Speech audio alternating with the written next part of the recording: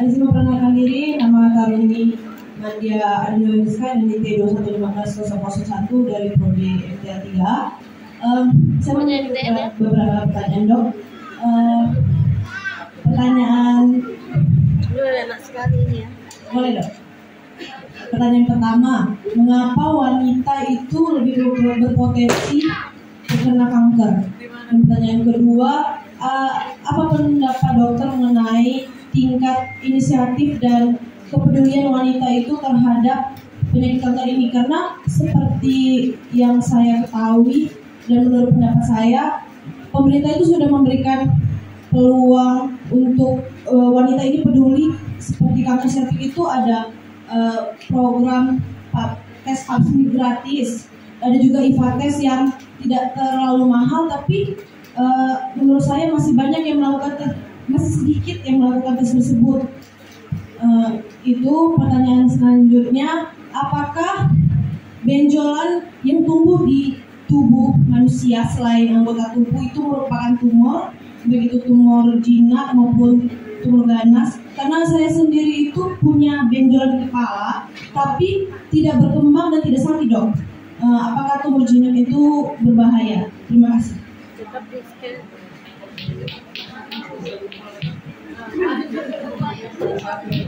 Tetap scan nggak tuh? Jadi yang tadi pertanyaan pertama, mengapa wanita lebih berpotensi terkena kanker ya? Mungkin saya jawab berdasarkan yang pertama dari demografisnya saja ya. Demografisnya memang ya wanita lebih banyak ya, dikatakan wanita lebih banyak dibanding pria. Kemudian itu kalau demografisnya, kemudian kanker seperti payudara, serviks itu faktor risikonya lebih banyak kita ya. Dia punya faktor risiko yang ya memang kalau secara umum yang tadi, cuma kalau sudah pada wanita dia punya faktor risiko tambahan ada, karena dia pada wanita itu hormonnya tuh hormon estrogen, itu hormon reproduksi ya, itu sangat kalau adanya sedikit rentan dia pengaruh ke kegagalan detoksifikasi atau kegagalan mengeluarkan racun tubuh, kegagalan DNA repair, kegagalan perbaiki DNA-nya menjadi baik ya, karena di situ siklus hormonnya tidak seperti laki-laki. Kemudian mungkin itu ya yang pertama. Yang kedua apa tadi? Pendapat dokter tentang kepedulian. Oh ya, betul. Pendapat saya terkait kepedulian terhadap seperti screening awal gitu ya. Kalau dilihat dari tadi WHO sudah katakan 75% itu dikarenakan ketidaktahuan ya. Jadi mari kita apresiasi kepada Ibu DWP sudah menyelenggarakan sosialisasi ini ya, karena betul ya, ini sangat penting ya. Dia katakan seperti itu karena dia bilang alasannya karena ketidaktahuan, banyak yang tidak tahu. Jadi perlu terus kita edukasi untuk melakukan screening awal. Itu kembali lagi ke pribadi masing-masing. Setelah dia tahu, dia menerima informasi, apakah dia mau melakukan atau tidak, itu tergantung pribadi masing-masing. Kita tidak bisa memaksa juga, gitu. Ya. Kemudian yang ketiga apa? Benjolan ya. Kalau sel kanker itu lihat saja, dia punya yang pertama tumornya itu batasnya tegas ya, benjolannya ya. Dan besarnya itu saja, ya. Kalau besarnya begitu dia seperti lipoma begitu, ya. Kalau lipoma begitu di sel lemaknya itu tiba-tiba ada benjolan. Kalau tidak ada gejala klinis yang signifikan, tidak ada berat badan turun drastis, tidak ada yang lain-lain, sebenarnya tidak apa-apa, ya. Itu tidak bermasalah. Hanya saja kita waspada kalau dia makin membesar, nafsu makanmu menjadi menurun, atau kamu makan banyak tapi berat badanmu tetap turun, itu yang bermasalah. Itu mulai kamu lakukan screening.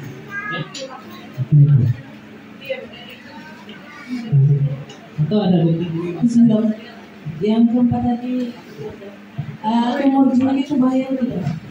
Tumor jinak itu sebenarnya tidak berbahaya, ya, dia tidak berbahaya. Hanya saja ya kita perlu waspada karena di awalnya mungkin kita kira itu baik-baik saja, ternyata itu lesi prakanker. Dan biasanya kita salah perkiraan ya, jangan salah. Makanya kita tetap harus terus monitoring perkembangannya karena banyak yang bilang itu tumor jinak, padahal kesini makin membesar, kesini makin batasnya semakin tidak tegas, makin nyeri, makin gatal, itu sudah bermasalah jadinya. Tetap tumor jinak sebenarnya tidak berbahaya, ya, cuma kita tetap waspada gitu ya. Oke. Terima kasih dokter. Izin mengenal diri kalau yang sama dalam pelajaran kemana dari bodi dan manajemen transportasi laut. Ini dok, pertanyaan saya untuk penyakit gondok itu termasuk dalam tumor ganas atau tumor jinak, dan bagaimana mengurangi gondok tersebut. Dan pertanyaan kedua, bapak saya di bagian lambung telinganya itu kayak terdapat benjolan, terus sudah pernah dioperasi kecil, muncul lagi benjolannya. Itu apa fungsinya? Ini pakai tarif ya. Konsultasi. Oke. Yang pertama Konsultasi ke dulu. Oh ya, gondok. Gondok itu hipertiroid dan hipotiroid ya, atau kita bilang biasa penyakit Graves ya. Itu biasa kekurangan yodium atau yodium itu penyebabnya. Itu gondok ya. Tergantung kalau dia gondok disebabkan itu ya itu. Memang juga ada yang kanker tiroid ya, ada juga kanker tiroid. Nah, dia mirip besar juga. Gondok itu kalau umumnya itu bukan kanker, bukan. Dia memang hipotiroid atau hipertiroid, makanya fungsi kelenjar tiroidnya tuh kerjanya kuat, makanya makin lama makin membesar ya. Kalau CA juga bisa, dia sama juga seperti begitu, tapi kalau CA dia bukan dari situ, beda lagi ceritanya. Kalau yang gondok itu kelebihan atau kekurangan yodium, biasanya kalau CA ya CA memang CA ya tiba-tiba badan turun, dia punya tiba-tiba ada pembengkakan yang progresif membesar. Kalau gondok dia kemudian yang kedua ada benjolan di belakang telinga, mastoiditis. Itu tulang tengkorak belakang itu namanya mastoid ya. Itu kalau ada infeksi berulang di dalam biang telinga, biasanya dia menyimpan ke belakang. Itu bukan termasuk kanker ya.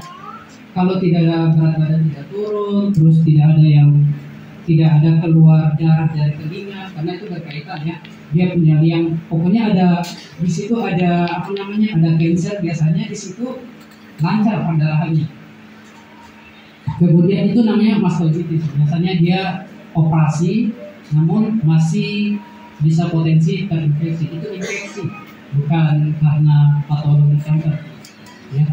Cuma tetap waspada karena infeksi ya seperti itu. Kalau dia berulang terus, dia bisa ke lesi prakanker karena infeksi sekunder. Oke.